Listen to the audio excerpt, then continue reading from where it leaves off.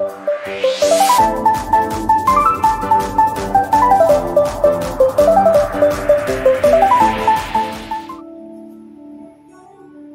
Surgawi, Bapa kami dalam Kristus Yesus Tuhan kami, terima kasih untuk kemurahan. Saat ini kami buka hati kami untuk kebenaran firman. Berbicaralah kepada kami ya Tuhan, biarlah nama-Mu dipuji dimuliakan. Pakailah hamba-Mu dan biarlah kuasa-Mu bekerja, Roh-Mu bekerja dengan kami. Berbicaralah ya Bapa, kami siap mendengar. Di dalam nama Tuhan Yesus Kristus kami sudah berdoa. Haleluya. Amin. Silakan duduk.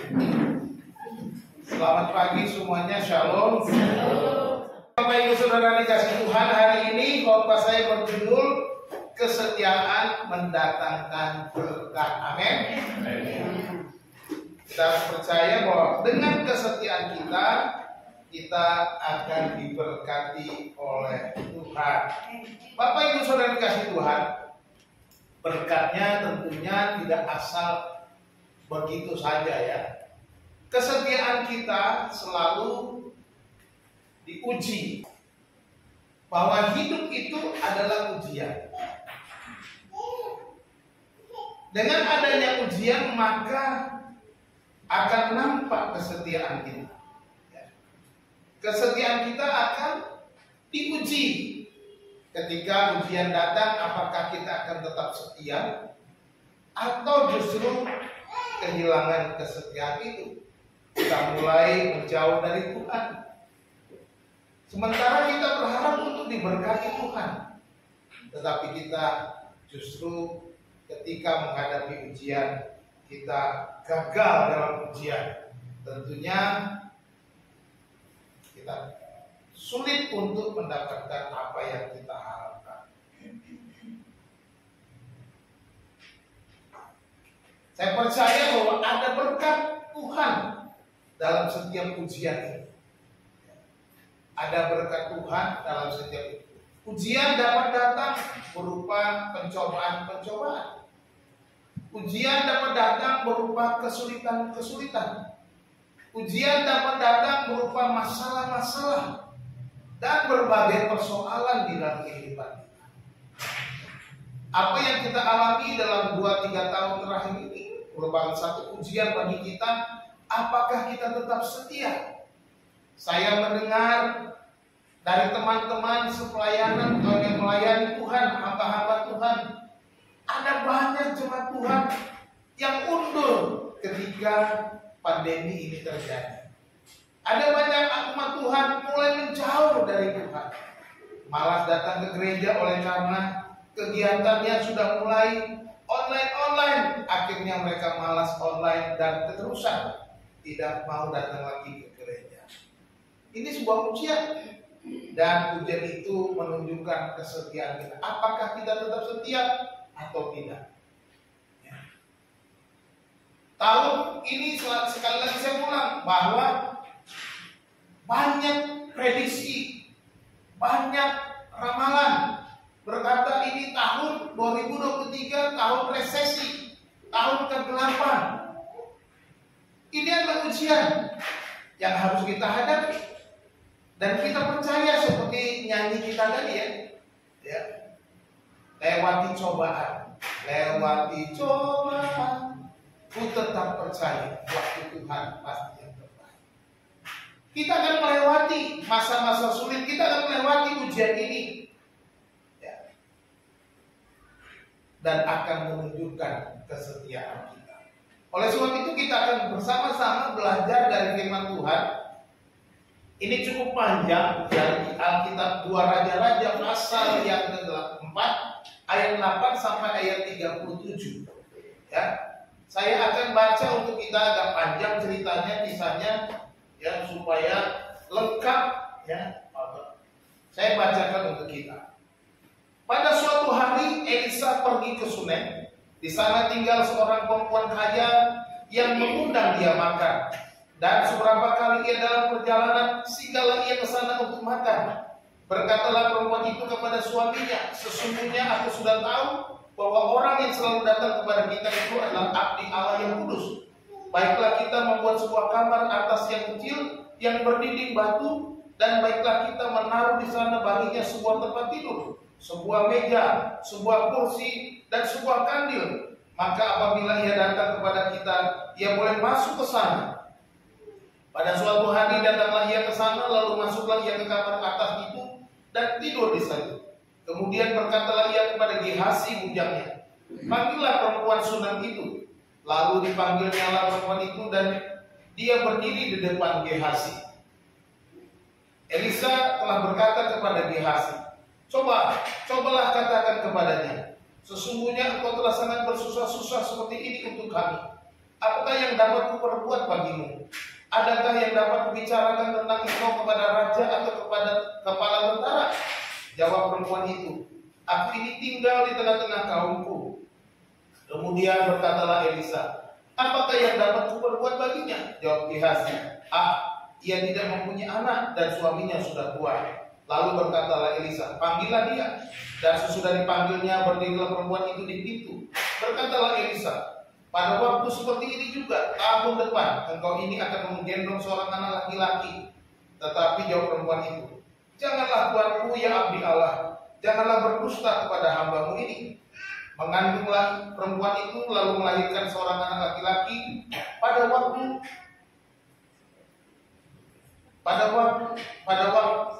berikutnya, seperti yang dikatakan Elisa kepadanya. Setelah anak itu menjadi besar, pada suatu hari keluarlah ia mendapatkan ayahnya di antara penyabit-penyabit gandum. Tiba-tiba menjeritlah ia kepada ayahnya, aduh kepalaku. Lalu kata ayahnya kepada seorang bujang, angkatlah dia dan bawa kepada ibunya. Diangkatnyalah dia, dibawanya pulang kepada ibunya. Duduklah dia di pangkuan ibunya sampai tengah hari. Tetapi sesudah itu matilah dia. Lalu naiklah perempuan itu, dibaringkannyalah dia di atas tempat tidur abdi Allah itu. Ditutupnyalah pintu dan pergi, sehingga anak itu saja di dalam kamar. Sesudah ia memanggil suaminya serta berkata, suruh kepadaku salah seorang bujang dengan membawa seekor keledai betina. Aku mau pergi dengan segera kepada abdi Allah itu, dan aku terus pulang. Berkatalah suaminya, mengapakah pada hari ini engkau hendak pergi kepadanya? Padahal sekarang bukan bulan baru dan bukan hari Sabat.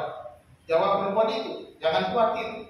Dipelanailah keledai itu dan berkatalah ia kepada bujangnya, tuntunlah dan majulah, jangan tahan aku dalam perjalanan, kecuali apabila kukatakan kepadamu. Demikianlah perempuan itu berangkat dan pergi kepada abdi Allah di Gunung Karmel. Sesudah abdi Allah melihat dia dari jauh, berkatalah ia kepada Gehasi bujangnya, lihat, perempuan Sunam itu datang.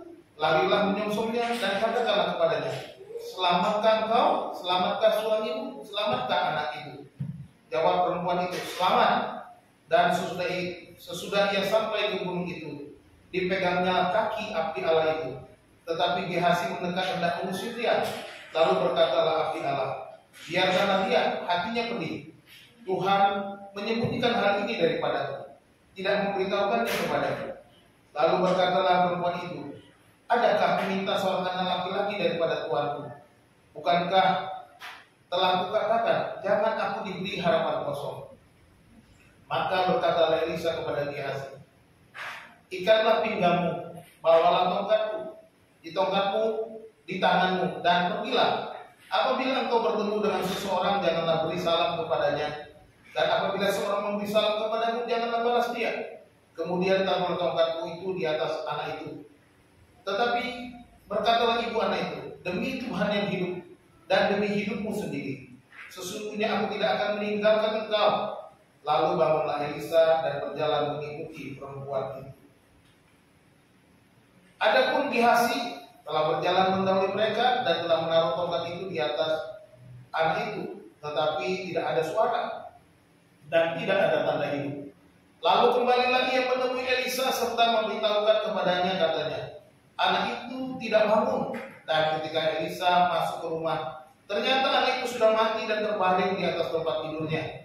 Sesudah ia masuk, ditutupnyalah pintu sehingga ia sendiri dengan anak itu di dalam kamar. Kemudian berdoalah ia kepada Tuhan.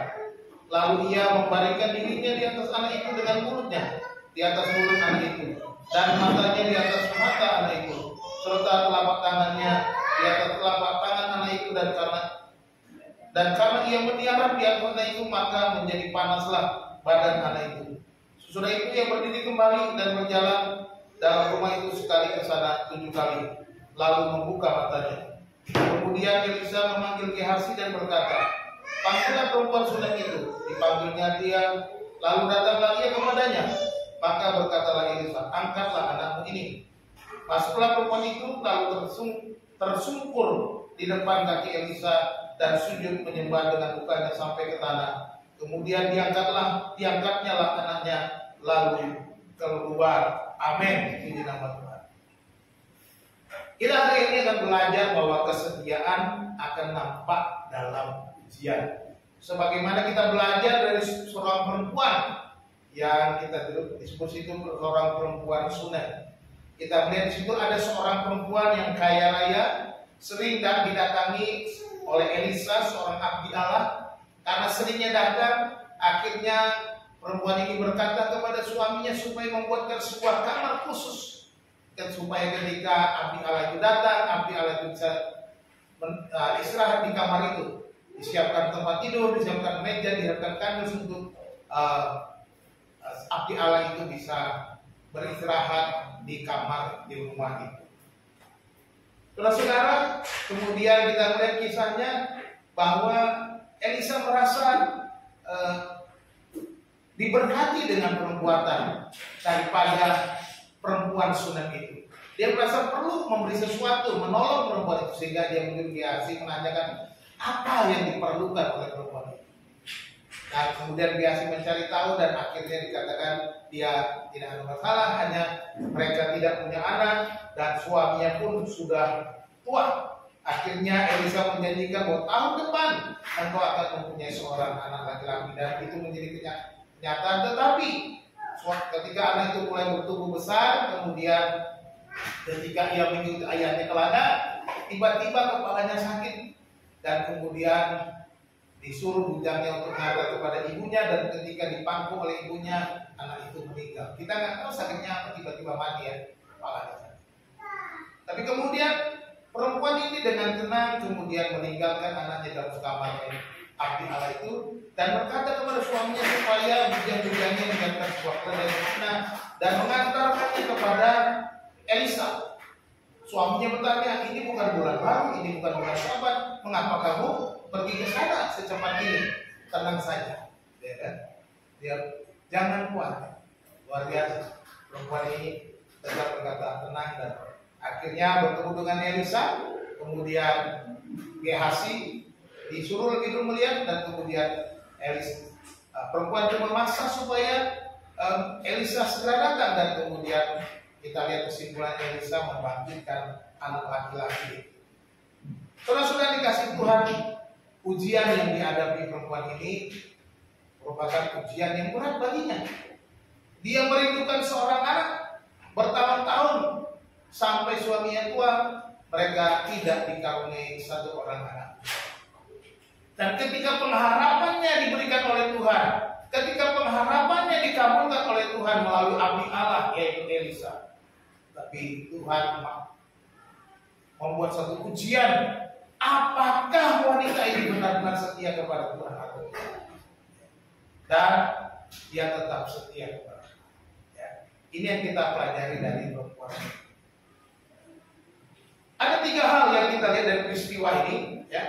Yang pertama, bahwa Tuhan sanggup memberikan kepada kita melebihi apa yang kita harapkan. Ini yang kita pelajari dari kisah. Tuhan sanggup memberikan kepada Bapak Ibu Saudara sekalian, kepada saya, kepada semua orang percaya kepada Tuhan, melebihi ekspektasi kita, melebihi apa yang pernah kita pikirkan, apa yang pernah kita harapkan. Kita lihat perempuan Sunem ini, dia melayani dari hati tanpa mengharapkan balasan. Dia tidak pernah berkata kepada Elisa, dan dia tidak bermaksud untuk mendapatkan anak dari apa yang dia perbuat. Hanya hatinya memberi. Hanya hatinya melayani. Hatinya adalah melakukan apa yang terbaik sebagai Tuhan, sebagai seorang hamba Tuhan, dia mau memberikan yang terbaik. Ketika seorang abdi Allah datang mengunjunginya, dia mau supaya hidupnya itu benar-benar berarti. Dia punya potensi, dia punya kekayaan, dia memberikan apa yang dia mampu dia bisa berikan. Sebagai orang percaya kita harus meladani ini. Sebagai orang percaya jangan hanya kita hanya mau menerima. Kita harus juga mau memberi. Karena ketika kita memberi maka kita akan diberi. Buat itu janji Tuhan. Orang yang memberi akan diberi. Jadi orang yang memberi sedikit akan menerima sedikit. Orang yang memberi banyak akan menerima banyak. Itu janji Tuhan. Ya, wanita ini sebagai seorang percaya kepada Tuhan, ketika abdi Allah datang, dia berkata kepada suami, baiklah kita membuat satu kamar di ruang atas, supaya ketika abdi Allah itu datang, dia bisa beristirahat di sana, dia bisa berdoa di sana, dia bisa tinggal di sana bersama-sama dengan kita. Dan dia tidak pernah bermaksud mendapatkan balas jasa dari Elisa. Hatinya hanya mau memberi, hatinya hanya mau melayani, hatinya hanya mau melakukan yang terbaik. Ini yang benar. Dan akhirnya perbuatannya, apa yang telah diperbuat, Tuhan tidak pernah tinggal diam. Tuhan tidak pernah berdiam diri atas segala masalahmu, atas masalahku, atas persoalan kita semua. Tuhan tidak pernah tinggal diam. Tuhan tahu apa yang di hati kita. Tuhan tahu apa yang ada di dalam kehidupan kita. Dia mengerti apa yang kita pikirkan, apa yang kita harapkan. Dan ketika Elisa datang ke sana bersama bujangnya Gehazi, Elisa bilang, coba pergi kepada perempuan itu, apa yang bisa aku perbuat untuk dia? Elisa pun merasa bahwa dia tidak mau sekedar menerima keras, dia mau supaya aku pun harus datang menjadi berkat. Ini lihat, seharusnya orang percaya berlomba menjadi berkat. Dimanapun kita ada, kita berlomba-lomba menjadi berkat. Perempuan ini jadi berkat. Elisa pun merasa, aku pun harus memberkati rumah ini, aku pun harus memberkati keluarga ini, aku pun harus memberkati perempuan ini, karena dia sudah berbuat yang terbaik untukku. Jadi kita akhirnya ketika diselidiki oleh Gehazi, masalahnya cuma satu, mereka nggak punya anak. Tetapi mereka sudah tua, suaminya sudah tua. Dan dengan perkataan lain, mereka tidak mungkin lagi bisa punya anak secara normal. Tidak mungkin lagi suaminya memberikan keturunan. Tidak mungkin lagi suaminya bisa memberikan anak kepada perempuan ini. Artinya dia sudah tidak berharap apa-apa untuk keturunan. Saudara tidak kasih Tuhan. Tetapi di sini Elisa berkata, tahun depan, tidak ada yang mustahil apa yang Tuhan membuat. Tidak ada yang mustahil bagi Tuhan. Perempuan ini berkata, jangan membuat aku merasa senang saja, jangan hanya cuma memberi pengharapan, jangan PHP ya abdi Allah. Jangan PHP. Abdi Allah percaya saja. Tahun depan engkau akan mendapatkan seorang. Inilah yang harus kita lakukan. Seharusnya orang percaya bertemu, orang percaya berkumpul, harus berlomba menjadi berkat. Supaya apa? Supaya Allah dimuliakan, supaya Allah menyatakan kuasa, supaya Allah melakukan apa yang tidak pernah kita pikirkan, apa yang tidak pernah kita harapkan.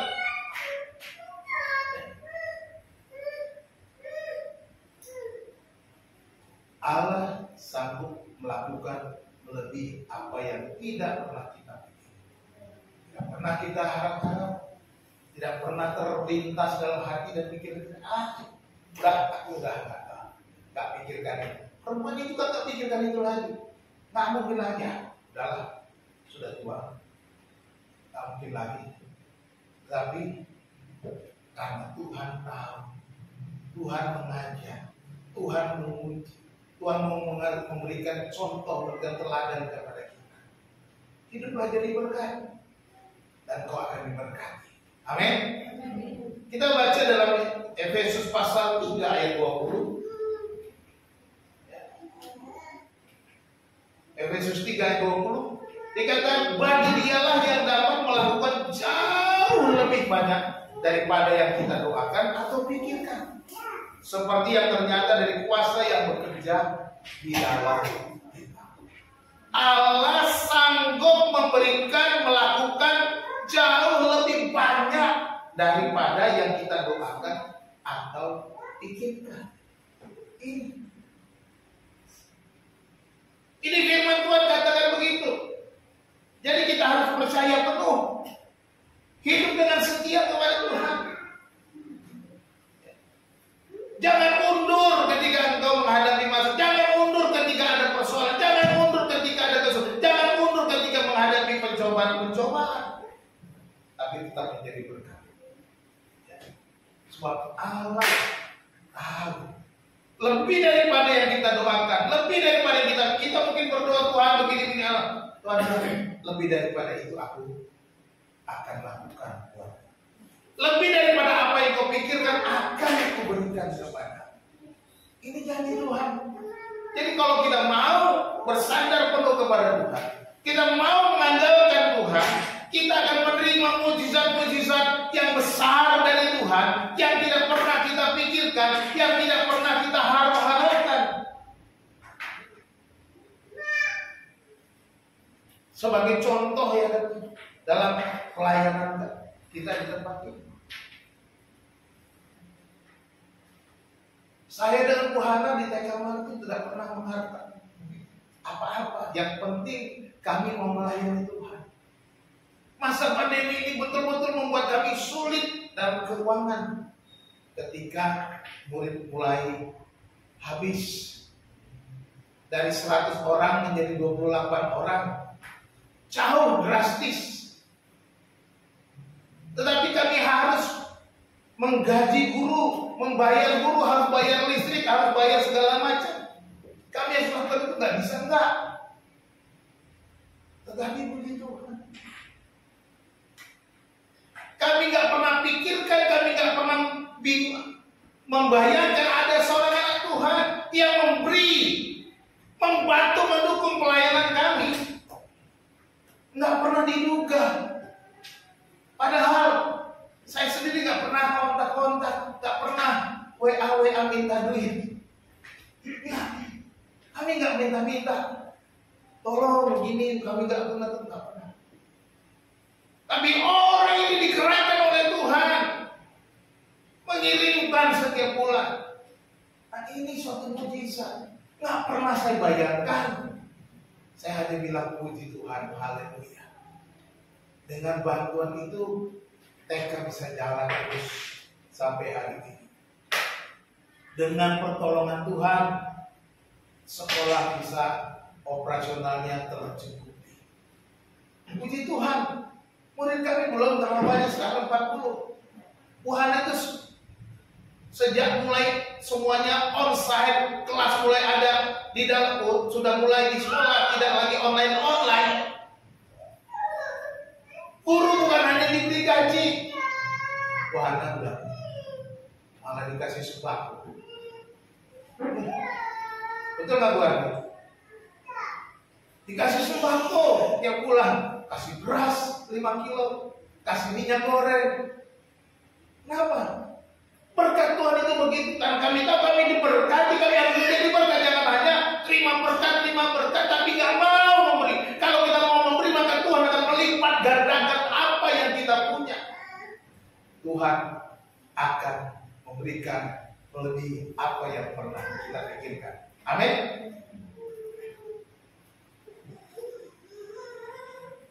Yang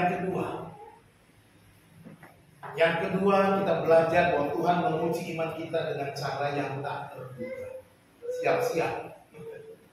Artinya kita harus siap sedia bahwa Tuhan dapat menguji iman kita siapapun kita dengan cara yang tidak kita duga-duga. Lihat, anak perempuan yang Tuhan berikan hak mati dengan cara yang tak terduga. Perempuan ini berharap bertahun-tahun. Perempuan ini merasa sukacita besar ketika dia dikaruniai seorang anak. Tetapi kenapa harus mati? Berarti aku diberi pengharapan kosong. Dia berharap keturunannya dia akan bisa mengurus seluruh harta bendanya, akan mengurus semua kehidupannya setelah dia dan suaminya nggak ada. Bagi orang Israel penting sekali keturunan. Ya, keturunan itu menjadi penting, apalagi untuk seorang anak laki-laki. Seperti orang Batak itu. Makanya dia bilang orang Batak itu orang Israel yang hilang. Gayanya sama, keras kepalanya sama, jogal-jogalnya sama, itu orang Batak sama orang Israel. Makanya siapa nggak jogal-jogal gitu. Karena orang Israel begitulah tuh. Ya Bu, ini contoh orang Israel ini. Ya itu memang begitu gayanya. Ya. Mengharapkan keturunan laki-laki, wah itu luar biasa. Semua perempuan ini juga, tetapi ketika anak itu mati, cuma karena dilada lalu kepala, atau mungkin kamu tiba-tiba ada migrain kan, atau apa zaman dulu kan kita nggak tahu kepala tiup, aduh kepalaku gitu. Sakit kepalanya dan kemudian langsung meninggal. Nggak tahu apa yang dicatat di Alkitab karena penyakit apa. Yang jelas kepalanya sakit ketika dilada kemudian meninggal. Ada banyak peristiwa yang dialami kita nggak terduga. Orang yang bekerja pasti berangkat kerja, kita tahu dia pergi bekerja, tetapi dapat telepon dipanggil Tuhan dalam pekerjaan. Nggak diduga. Iman kita apakah ketika itu terjadi dalam kehidupan kita? Tuhan, mengapa kau buat begitu kepada-Nya? Tuhan, mengapa kau biarkan aku menghadapi kesulitan yang berat ini? Sudahlah, aku tidak mau lagi ikut Tuhan. Apakah itu menjadi kesimpulan kita? Tuhan, mengapa usahaku makin susah, hidupku makin susah, usaha makin sulit, pekerjaan makin sulit. Mengapa Tuhan? Sudahlah, aku nggak mau lagi ikut Tuhan. Kadang Tuhan menguji iman kita dengan cara yang tak terduga, cara yang berat sekali, ya berat. Maksudnya apa yang dialami perempuan ini berat. Ya. Saya kira semua orang juga akan merasakan berat kalau ketika anaknya dipanggil Tuhan, apalagi anak satu-satunya, anak yang diharap-harapkan dan lahir di masa tua. Kalau kita belajar di Alkitab, ada banyak peristiwa-peristiwa ujian yang berat. Contohnya Ishak.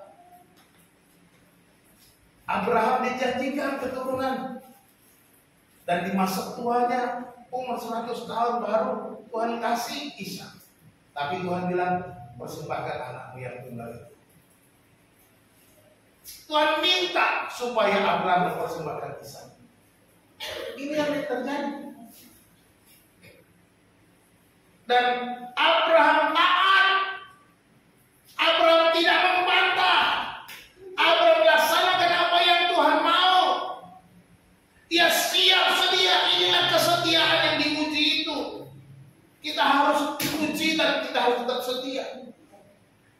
Tetapi ketika kita tahu peristiwanya, ketika Abraham hendak menusukkan pisau kepada Ishak, suara dari surga, Abraham, Abraham, jangan kau apa-apakan anak itu. Sekarang kau tahu bahwa engkau setia. Aku tahu hatimu. Aku tahu kau tidak segan-segan mempersembahkan anakmu yang tunggal itu kepadaku. Dan kemudian Tuhan menyediakan korban persembahan bagi dia sendiri. Jadi kita melihat ujian itu kadang diperlukan supaya menunjukkan kesetiaan kita. Ujian itu diperlukan untuk menunjukkan seberapa besar kesetiaan kita, seberapa kuat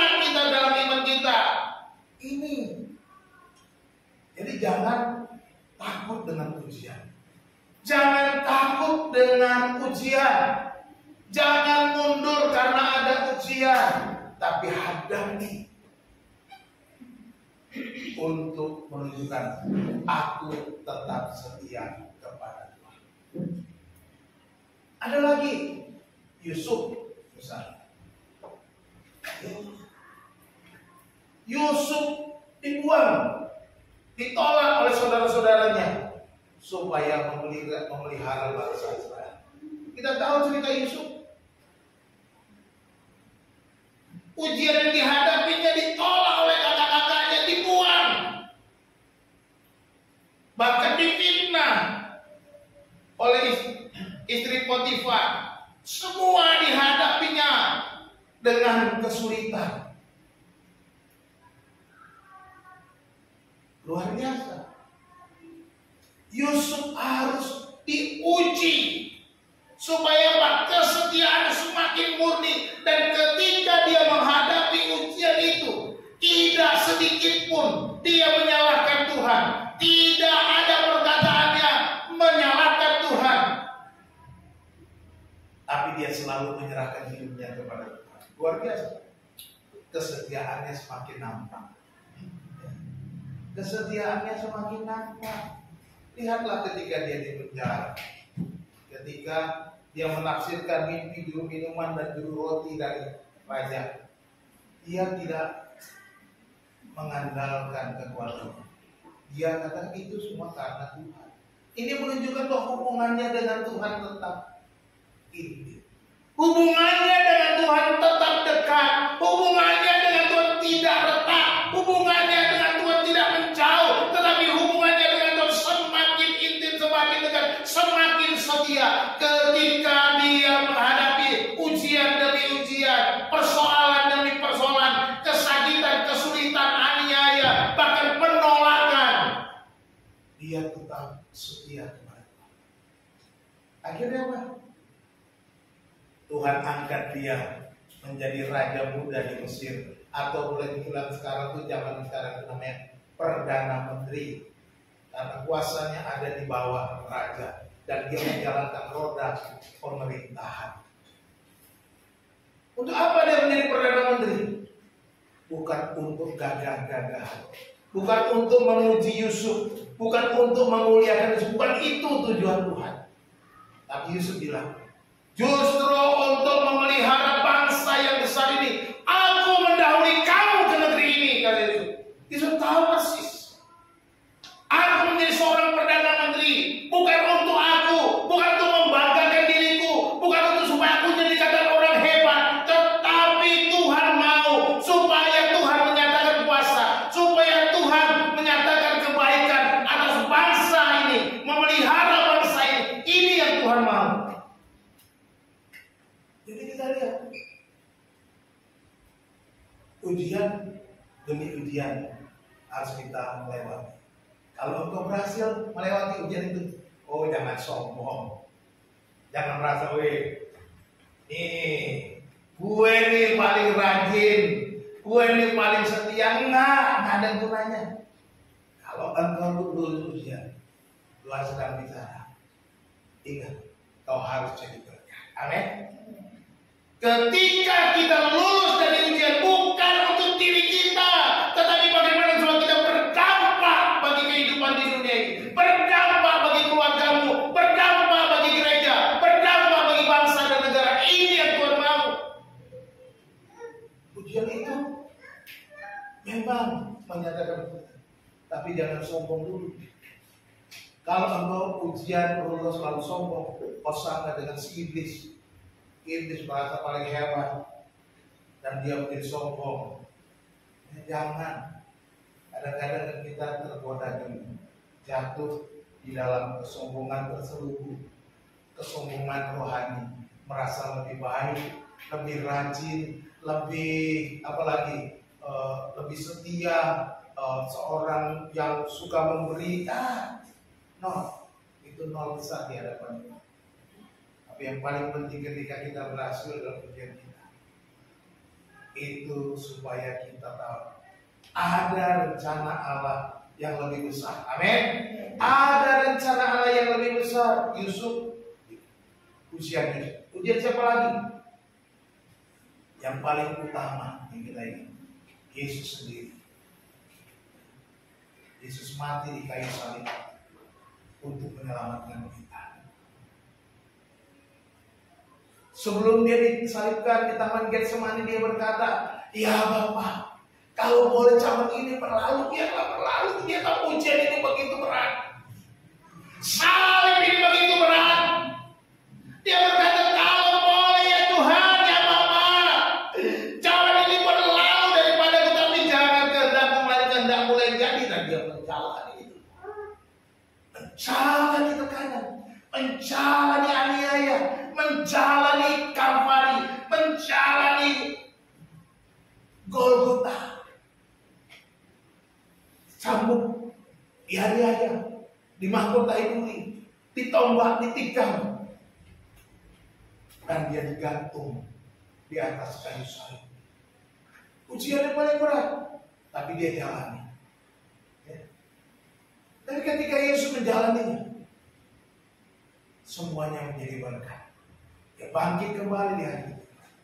Dia bangkit dari kematian. Dia menang atas segala ujian. Dia menang karena apa? Supaya kita semua diselamatkan. Dia menang karena apa? Supaya orang-orang berdosa bisa diampuni. Dia menang karena apa? Supaya sebanyak mungkin orang datang memuji Allah, menjadi anak-anak Allah, menyembah Tuhan. Ini yang Yesus lakukan. Ujian yang terberat itu dilaluinya hanya untuk saudara dan saya. Jadi ada hal-hal yang tidak pernah kita duga di dalam hidup kita, ya, yang Tuhan izinkan untuk menguji kita. Kalau kita diuji, percayalah ada berkat untuk orang-orang sekitar kita. Bukan hanya untuk kita, tapi untuk orang-orang sekitar kita. Jadi Tuhan menguji kita dengan cara yang tidak kita duga-duga, yang tidak pernah kita harapkan. Mungkin itu terlalu berat. Mungkin kita bilang, "Tuhan, aku sudah nggak mampu." Mungkin kita bilang, "Tuhan, aku sudah nggak mampu." Oke, kalau engkau sudah nggak mampu, berdoalah seperti Yesus. "Tuhan, kalau boleh kami berdoa, tapi jangan kehendak." Ya, kita harus memberikan yang terbaik. Apapun ujian yang kita akan alami, akan kita hadapi di tahun ini, hadapi dengan keyakinan waktu Tuhan pasti yang terbaik. Yang ketiga, kita belajar bahwa Tuhan sanggup menyatakan kuasa-Nya dan menggenapi janji. Tuhan sanggup menyatakan kuasa-Nya dan menggenapi janjinya. Tuhan menyatakan kuasa sebab Dia tidak pernah ingkar janji. Perempuan ini dengan benar, ini itu menunjukkan kesetiaan. Dia datang kepada suaminya setelah anaknya ditaruh di kamar di tempat tidur. Dia pergi kepada suaminya dan berkata, "Suruhlah seorang bujang untuk menyiapkan seekor keledai betina dan peladailah. Aku mau pergi kepada abdi Allah itu." Untuk apa? Ini bukan bulan baru. Ini bukan hari Sabat. Mengapa kau buru-buru ke sana? Tenang. Dia tenang dan dia berangkat menuju kepada abdi Allah di Gunung Karmel. Dia berangkat dengan iman. Ya. Dia percaya kuasa Allah. Dia percaya kalau anak ini datang dari Tuhan, suatu mukjizat, kuasa yang besar, maka Allah juga sanggup melakukan perkara besar untuk aku. Ini luar biasa. Ya. Allah sanggup. Allah sanggup melakukan perkara yang besar, dulu, sekarang, dan selamanya. Kuasa-Nya tidak berubah. Allah sanggup. Haleluya, amin. Allah kita sanggup. Inilah perempuan ini dengan tenang datang kepada Elisa, dan kemudian kita melihat Elisa membangkitkan anak itu dari kematian dengan kuasa. Perempuan ini datang, ayolah, jangan kau beri aku harapan kosong. Jangan PHP aku. Apakah Tuhan akan PHP kita? No. Tuhan tidak akan memberikan kita harapan palsu. Tuhan tidak pernah ingkar janji. Kuasanya menyatakan bahwa Dia tidak pernah ingkar janji. Kuasanya mampu mengatasi segala persoalan kita, apapun yang sedang kita hadapi. Kesetiaan kita diperlukan. Kesetiaan kita ini menunjukkan iman kita. Kesetiaan kita menunjukkan tingkat iman kita seberapa besar kita percaya kepada Tuhan. Sekali lagi saya katakan, kesetiaan dan iman ini gak bisa dibedakan, gak boleh dipisah-pisahkan. Kalau dalam bahasa Indonesia iman kesetiaan beda jauh. Dalam teks asli bahasa Yunani itu gak beda jauh. Iman pistis. Orang percaya pistos setia. Pistos, pistis, pistos kesetia. Bahasa Inggrisnya iman itu faith. Setia itu apa? Faithful. Dalam bahasa Inggris jelas. Nah, harusnya Indonesia orang setia itu beriman, berarti beriman full gitu. Full gitu kan. Jadi kesetiaan itu imannya full. Ya. Jadi ingat baik-baik. Faithful. Ketika kita setia ini menunjukkan seberapa besar iman kita. Ketika kita tidak setia itu menunjukkan bahwa iman kita itu cetek. Iman kita tidak ada apa-apa karena kita tidak setia kepada Tuhan. Jadi kita lihat ini. Perempuan itu datang kepada Elisa. Jangan aku di PHP dong. Dan akhirnya Elisa datang dan kemudian membangkitkan anak yang sudah mati. Padahal Gehazi sudah dibawa tongkatku, taruh aja di anaknya nanti sembuh. Gehazi sudah lakukan dan nggak ada apa-apa, anaknya nggak bergerak. Ya akhirnya Elisa berundang dengan cara Tuhan. Cuma dihangatkan saja badannya oleh Elisa dan anak itu mulai bergerak, bernafas dan hidup kembali. Kita melihat di sini perempuan Sunem itu datang kepada Elisa dengan tenang. Ya. Dia tenang datangnya. Tuhan mengizinkan kesulitan agar kita tetap berharap kepada Tuhan. Ya. Dia tenang saja dalam situasi itu. Ya. Saudara dikasih Tuhan. Kalau kau menghadapi kesulitan ujian, tetap tenang. Penting. Kuncinya tenang. Ya. Kalau kita nggak tenang, sulit sekali untuk bisa mengatasi persoalan-persoalan. Ketika kita tenang, maka Tuhan akan campur tangan. Ketika kita tenang, kita bisa berdoa kepada Tuhan. Ketika kita tenang, kita bisa tahu berpikir dengan baik. Apa yang harus dilakukan pertama? Perempuan ini tetap tenang. Ketika anaknya di panggungnya mati, kemudian dia tenang. Dia membaringkan anak itu ke kamar dan meninggalkannya di kamar. Dia pergi mengambil keputusan untuk bertemu dengan Elisa di alam. Tuhan yang beri, Tuhan juga yang mengambil. Tuhan yang beri, Tuhan juga punya rencana. Itu benar. Itu sebabnya dia datang kepada Elisa. Seolah-olah berkata, Elisa, abdi Allah, hai hamba Allah. Engkau yang memberikan, engkau yang menjanjikan, engkau yang mengatakan, engkau berkata bahwa aku akan menerima anak. Dan aku bersuka cita, aku berharap ini menjadi suatu berkat besar bagi hidupku.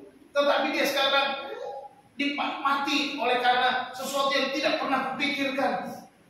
Janganlah aku diberi harapan kosong. Aku mau supaya anak ini tetap hidup. Dan Tuhan mengabulkan permintaan. Karena apa? Dia tetap tenang. Dia tetap tahu apa yang dia harus lakukan. Dia datang kepada Tuhan dengan melalui hamba Allah ini. Dia datang berharap hanya kepada Tuhan, tidak kepada yang lain. Kalau kita melihat kebiasaan orang, ketika anaknya mati seperti itu, orang kan tentunya dia segera pergi berteriak, tolong. Semua orang seisi rumahnya diberitahu. Beritahukan kepada suamiku bilang supaya pulang. Beritahukan bahwa anak kita sudah mati. Tolong beritahukan kepada tetangga. Pasti itu dulu. Itu pasti tindakan yang wajar. Tapi ajaib, perempuan ini tidak melakukan itu. Karena dia berharap kepada dia mengalami mukjizat. Tuhan menyatakan kuasanya dan menggenapi janji. Janji Tuhan yang dikaruniai anak itu dipakai. Kita memang tidak diberitahu kisah selanjutnya anak itu seperti apa atau menjadi apa dan lain sebagainya. Ya. Tapi perempuan ini mendapatkan apa yang dia harapkan. Mendapatkan apa yang dia rindukan, mendapatkan apa yang benar-benar diidam-idamkannya selama ini. Dan kuasa Tuhan sanggup untuk melakukan lebih daripada apa yang kita harapkan. Kuasa Tuhan sanggup untuk menjawab setiap doa-doa. Amin. Adakah persoalan yang besar bagi Tuhan? Adakah persoalan yang terlalu besar bagi Tuhan sehingga Tuhan tidak bisa berbuat apa-apa lagi? Tidak ada. Tidak ada persoalan yang begitu besar sehingga Tuhan tidak bisa bertindak. Sebab Tuhan Allah kita Allah yang maha besar. Amin. Tuhan kita adalah Allah yang maha kuasa, Allah Almighty, Allah El Shaddai. Dia maha kuasa, dia mampu melakukan segala perkara sesuai dengan kehendak, sesuai dengan rencana. Dia mau menjalankan rencananya, menggenapi janji-janjinya. Kita harus percaya pada janji Tuhan. Kalau kita tidak percaya janji Tuhan, kasihan. Orang percaya harus penuh percaya kepada janji Tuhan. Ku percaya Kau Tuhan yang tak pernah gagal, menjadikanku lebih dari pemenang. Ku percaya Kau Tuhan yang tak pernah lalai, menggenapi janji-janjimu. Percaya Tuhan akan menggenapi semua janjinya. Firman Tuhan penuh dengan janji, penuh janji pertolongan, penuh janji jalan keluar, penuh dengan janji supaya kita tidak perlu khawatir, tidak perlu takut menghadapi apapun. Segala macam ujian, pencobaan tidak perlu kita menghindar, tetapi kita bersandar kepada Tuhan dan percaya janji-janji Tuhan. Dia akan menggenapi janjinya, dia akan melakukan apa yang dia firmankan, dan kita akan mengalami semua yang dia janjikan. Amin. Hanya diperlukan sikap kita, keputusan kita. Ya. Apakah aku akan setia? Apakah aku akan tetap pegang? Hanya diperlukan itu saja, saudara. Ketika kita melangkah pegang ini, maka semuanya akan selesai. Semuanya akan dapatkan jawaban-jawaban. Hanya itu saja. Keputusan kita untuk tetap setia. Tuhan sanggup menyatakan kuasanya dan menggenapi janji-janji. Yang tidak akan pernah mengingkari janjinya. Dari hal ini kita belajar, kita simpulkan yang pertama, bahwa Tuhan memberkati umatnya dengan yang setia. Hello. Setialah, berkatnya pasti datang. Pak, kalau nggak setia gimana? Ya Tuhan menunggu kesetiaanmu. Bertobat gitu aja.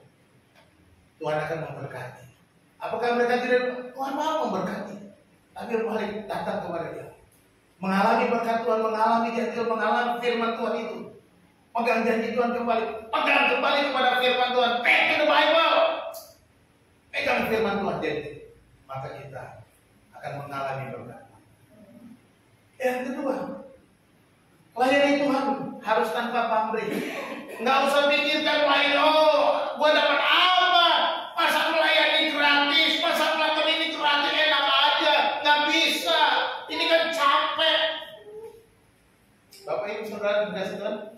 Gereja kita salah satu misinya adalah melayani Tuhan tanpa pamrih. Itu saya pegang terus sejak saya mulai menyerahkan diri kepada melayani Tuhan tanpa pamrih. Kenapa? Yang menilai Tuhan, yang memberi upah Tuhan, bukan manusia. Melayani manusia, tapi kita melayani untuk Tuhan. Dan yang memberi upah siapa? Tuhan, bukan manusianya. Tapi Tuhan bisa pakai manusia. Tapi nggak pernah kita pikir. Bukan dari si A yang kita layani, tapi dari si Z yang jauh, yang nggak pernah kita pikirkan si Z bisa menolong kita. Bisa bayangkan melayani tanpa apa? Layani Tuhan saja tanpa pikir untung gue apa, ya kan? Kalau secara ekonomi mungkin bilang untungnya ekonomi apa ilmu dengan modal sekecil-kecilnya mendapat untung sebesar-besarnya. Jangan. Melayani Tuhan nggak pakai rumus itu. Melayani Tuhan pakai rumusnya apa? Berilah maka engkau akan diberi. Itu aja. Yang beri siapa? Tuhan. Yang bayar siapa? Tuhan. Yang membalas siapa? Tuhan. Tidak usah pikirkan manusia balas apa enggak.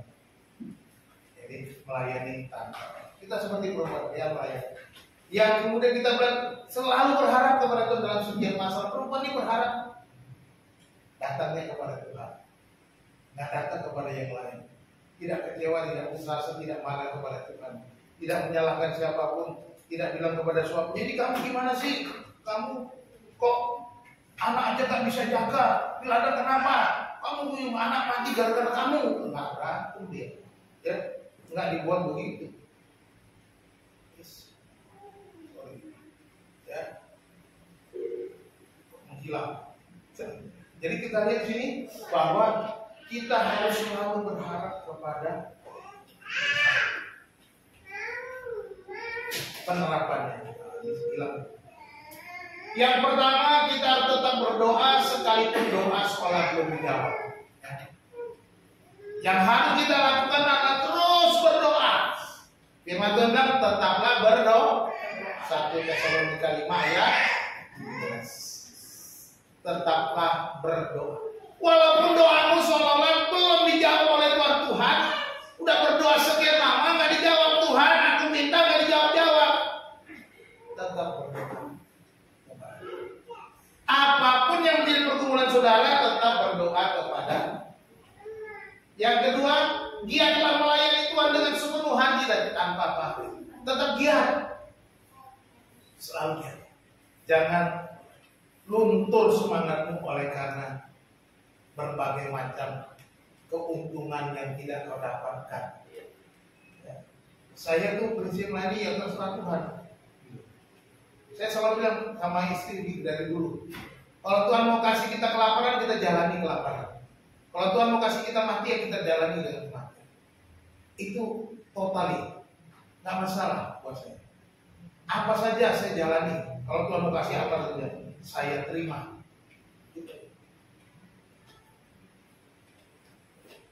Tapi kenyataannya Tuhan pelihara.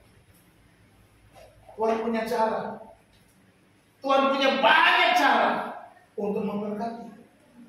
Jadi layani Tuhan dengan giat, dengan penuh semangat, dengan sepenuh hati, ya. Sepenuh hati, bukan setengah-setengah.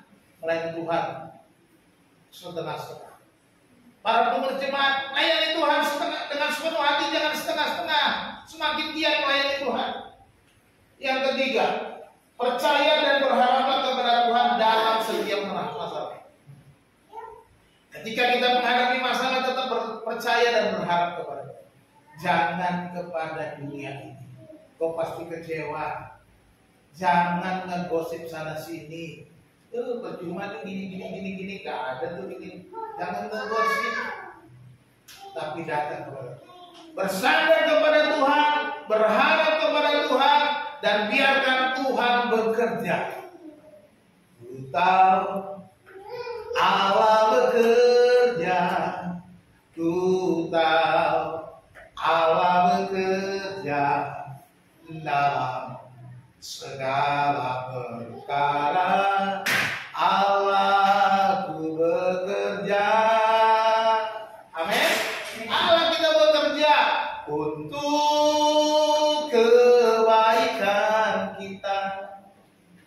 Orang yang mengasihinya, dia mau terus kita sampai mengasihi dia, dan dia bekerja bagi orang-orang yang mengasihi dia, dan dia akan memberkati kita. Tuhan Yesus memberkati. Kita berdoa. Bapa, hamba-Mu selesai berbicara, menyampaikan kebenaran firman Tuhan dari kisah perempuan Sunan, bahwa Allah punya cara yang tak pernah kami duga, dan Allah memuji kami supaya kami tetap setia. Tolonglah kami Tuhan, ketika kami menghadapi berbagai-bagai pencobaan dan ujian, ajar kami tetap tenang, ajar kami tetap setia dan percaya penuh Tuhan punya rencana yang terbaik. Kuatkanlah kami, kuatkanlah kami. Roh Kudus, biarlah Engkau berbicara kepada kami terus menerus ya Tuhan, supaya hidup kami berkemenangan di masa depan. Apapun tantangan yang kami hadapi, Tuhan akan menggenapi janji. Dalam nama Tuhan Yesus kami berdoa. Haleluya. Amin.